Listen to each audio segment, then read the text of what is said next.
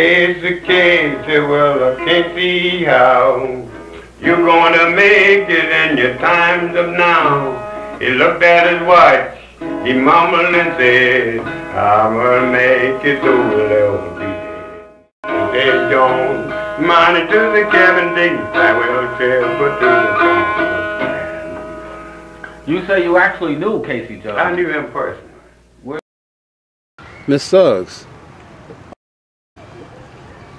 you're also, along with being a historian, you're an author, and you have 2 books. I know the first book is James Suggs, Black Backtracks. Right. And also you have one that recently came out called Suggs, Black Tracks 2. It's quite an enjoyable read, and I recommend it. It's on sale here at the bookstore. It's online, and it's at the bookstore here now. It's at Majericks. What made you decide to write these books? My dad was a folklore, and he was, back when I was a kid, he was working with Professor Richard Dorson out of IU, and he passed in '55, and he never did live to see any of his work finished. But once I did the research and finding little notes in here at the university, I decided to fulfill my dad's dream. You better mind just how you sing. You better know what you're singing about. You got to give in count and judgment. You better mind. Church, you better mind. Church, you better mind. But you got to give in account and judgment. You better mind. Elder, you better mind how you preach. You better know what you're preaching about. For you got to give in count and judgment. You better mind. Elder, you better mind. Elder, you better mind. For you got to give in count and judgment. You better mind. In the north, it looks just like it's gonna be cold today. Well, it's all of them clouds is going to come together. Well, it's all of them clouds is going to come together. It looks just like it's going to be a tornado. Some people know, but they're not really wanting other people to know. There's been a lot of misleading things in history and stuff that, people, for whatever their reasons are, they want to change history, for their agenda, But anyway, at the Nicene Council, it actually states, the Nicene Council, where they put the Bible into the Roman Catholic Bible, into the canon, before they changed it, it actually states that Christ was born in Africa. It said it states Christ was born in Africa, but what it stated he was born in Ethiopia. So the Europeans didn't know all of Africa. They only basically went to the edges of it. So they called all Africa Ethiopia. They also called it Cush, among other names. But Israel and Egypt's geographical location is in Africa. So Egypt and Israel is in Africa. They later on changed it to the Middle East.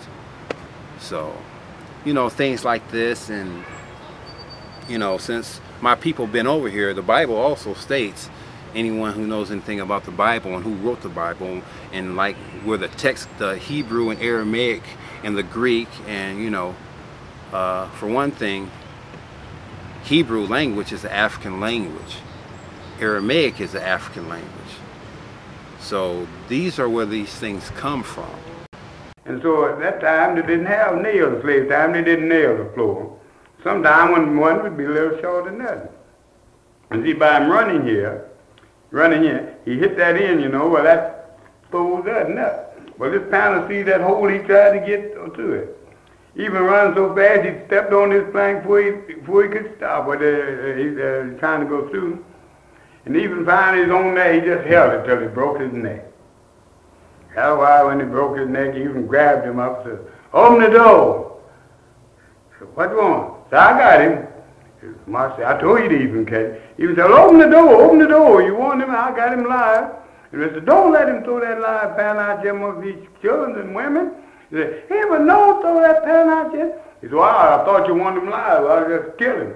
He said, "I said, now come and open the door." You know? So old even done went in, he done the panel trying to get out the hole, you see. And even run so fast, he stepped on the plank and mashed it down before he could go. So he held him there. So they said, "Even was awful." I said, "What is even? Leaving you tomorrow night." "Oh, even where you going?" "Well, Lord said he's going to come get me." "Well, even you going to take me?" "No, I can't take you long now." So I'll make arrangements. I'll come back and get you. Okay. So well, down that next night he goes, "Well, down I'm going." She said, "Oh, well, goodbye. Now don't forget me, even be sure to come back at me." Okay. He got down there about 9 o'clock as usual. Old Master Dan had a rope let down there and had a big old white rag around it. One kind of make it look big, make it look like a child. He said, "Oh, even got a prayer. Raise up and stick your head in the child. Even raise up and stick your head on the rope." And so his master kept on drawing him up. He said, "Oh, nothing do, Lord. Now God, how do you talk to me?" So the master let him out a little lower, you know, so he could touch the floor, so he touched the ground. He wanted him to get loose, you know. So he got his head out in the arm and he go home. 8 feet long, 8 feet high, 100 feet wide, 50 feet thick. And so they're just getting up that creek now. She's on the other side, and this is going down the way and across this way to death and sickness. So he devil right up to that, and the bull couldn't jump it. And so he had to go back and to get an axe blade, you know, to cut the bushes. And so while he was going back, they got away. And so last I heard them, they was married and living happy in his country.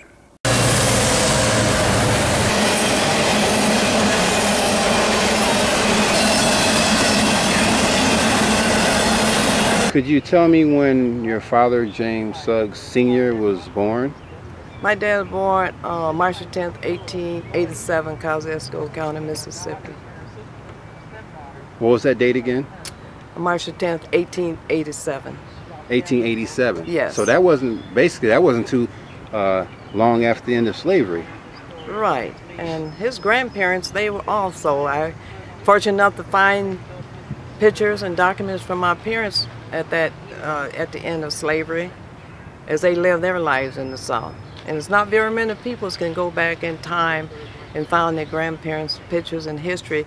And I actually visit a place called Salis, Mississippi, where my dad, he worked around the stores of merchants and did various things for the white stores. But I like to encourage everybody to go back in the past life and visit where the ancestor once lived.